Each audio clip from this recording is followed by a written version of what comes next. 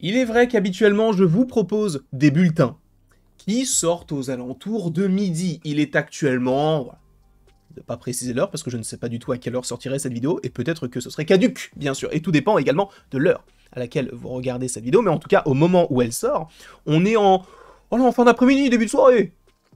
Pourquoi est-ce que ce n'est pas sorti avant? Parce que j'avais pas envie. J'aurais pu, hein, bien sûr. Mais j'avais déjà une vidéo sur Halo, je me suis dit, point trop d'infos, on va donc vous proposer un petit bulletin que j'aurais pu décaler à demain, mais bah je n'avais pas envie non plus. Donc, on va parler aujourd'hui de pas mal de choses plutôt intéressantes. Donc, encore une fois, il fait froid, couvrez-vous, bien sûr. Mangez, bougez.fr.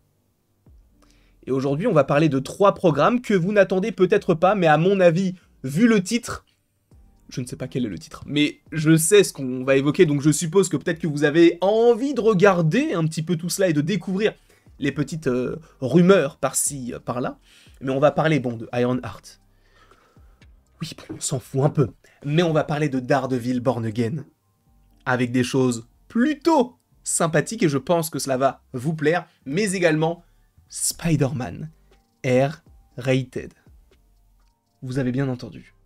Un Spider-Man mature, si j'ose dire. Et évidemment, certaines choses nous viennent d'un côté de Can We Get Some Toast, d'autres nous viennent de Daniel RPK, et il faut se mettre dans une condition particulière, dans le sens où il faut se dire que ce ne sont que des rumeurs. Désolé, en même temps, je suis en train de vérifier si je peux avoir directement la traduction.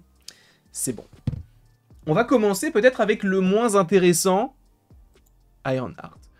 Pour ceux qui ne le savent pas, ce projet était censé arriver, il y avait des rumeurs pour 2022, finalement c'était pour 2023, qui devait par ailleurs sortir je crois pour l'automne 2023. Finalement, c'est repoussé à une date indéterminée, on parlerait de 2025 supposément en même temps que Daredevil Born Again et Wonder Man. On verra si c'est véritablement le cas, mais a priori ça pourrait être le cas. Ironheart, donc on avait déjà découvert dans le film Black Panther Wakanda Forever, eh bien, a priori, il va y avoir des reshoots. Voilà. Encore une fois, quand je vous disais que Kevin Feige, maintenant, il s'intéresse de plus en plus aux projets qui sortaient et qui ne plaisaient pas, parce qu'il a une importance beaucoup plus grandissante, là, il met son nez et il a dit non, non, non, non, non, non, là, vous allez me changer tout ça, sachant qu'il y a pas mal de choses qui nous montrent que cette série sent le bide à plein nez, hein, comme les autres. En tout cas, les plus récentes qui sont sorties récemment, je pense surtout à Secret Invasion. En un sens, Echo aussi n'a pas forcément plu pour la plupart des gens. Moi, j'ai adoré Echo, enfin, j'ai adoré. En tout cas, j'ai trouvé ça très sympathique et ça racontait ce que ça voulait raconter. Il y a des défauts, mais ça passait. En tout cas, pour Ironheart, sachez qu'il y aura des reshoots, si je ne dis pas de bêtises, de février à avril. Ce qui est tout simplement énorme, d'accord? 2 mois de reshoot pour une série qui avait terminé son tournage en 2022, si je ne dis pas de bêtises. Donc, ça fait loin, d'accord? On sait à peu près de quoi cela va parler. On sait que Anthony Ramos devrait jouer The Hood. On sait qu'il y a donc un acteur qui a été casté dans le rôle du fils d'Obadiah Stane. On en a parlé d'ailleurs la dernière fois, où il devrait, je crois, aider Ironheart à pouvoir avoir des matériaux qui ne sont pas forcément légaux. Voilà. Je crois qu'on parlait aussi d'une sorte de série un peu similaire à Ocean's Eleven. Bref, a priori, il y aurait des reshoots. Alors quoi? Qu'est-ce qui changerait? Je ne sais pas, sachant que Sacha Baron Cohen également est dans cette série, a priori, et devrait être Mephisto. On ne l'oublie pas, hein, on ne l'oubliera jamais, Mephisto. En tout cas, voilà ce qui est prévu pour Ironheart. Je ne sais pas si vous attendez toujours le projet. Je pense que c'est le projet live action que j'attends le moins. Parce que là, en tout cas, de ce que nous savons, des projets live action, on a Ironheart, on a Agatha. Agatha que j'attends énormément, hein, par ailleurs. On aura également, si je ne dis pas de bêtises, qu'est-ce qu'on a d'autre encore? On a Daredevil Born Again, que j'attends énormément, qui est le programme que j'attends le plus. On a Wonder Man et Vision Quest. Alors, Wonder Man et Vision Quest, on sait que ça arrive, puisque Wonder Man, il y a un tournage actuellement. Et en plus de ça, du côté de Vision Quest, a priori, ça pourrait changer de nom. Enfin bref, c'est bizarre. On ne sait pas vraiment par rapport aux Young Avengers, un film, une série. On n'en sait rien. En tout cas, Ironheart, on change des reshoots de février jusqu'à avril. On va partir maintenant sur lui. Frank Castle, vous n'êtes pas sans savoir que oui, il est bel et bien de retour, Jon Bernthal, du côté de Marvel, et notamment là pour le coup, du côté de Marvel Studios, où donc il devrait jouer dans la série Daredevil Born Again. Habituellement, enfin en tout cas ce qu'on avait entendu récemment concernant les rumeurs par rapport à ce personnage-là, c'était que il devait être dans la série, de manière assez conséquente, un petit peu comme c'était le cas dans la saison 2 de Daredevil, mais tout en restant une série sur Daredevil.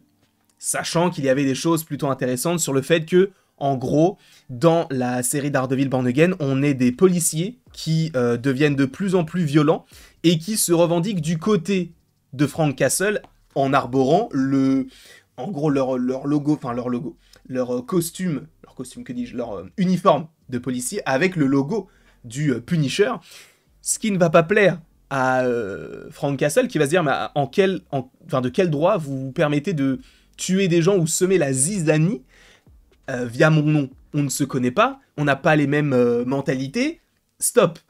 Et c'est là où il va falloir montrer certaines choses de la part de Frank Castle, donc du Punisher, et c'est un petit peu l'intrigue qu'il y aurait autour du personnage dans Daredevil Born Again. Sauf que, en gros, selon Daniel RPK, le Punisher avait déjà un grand rôle, comme je viens de vous le dire, dans la série, mais il a entendu dire que son rôle était encore plus important maintenant.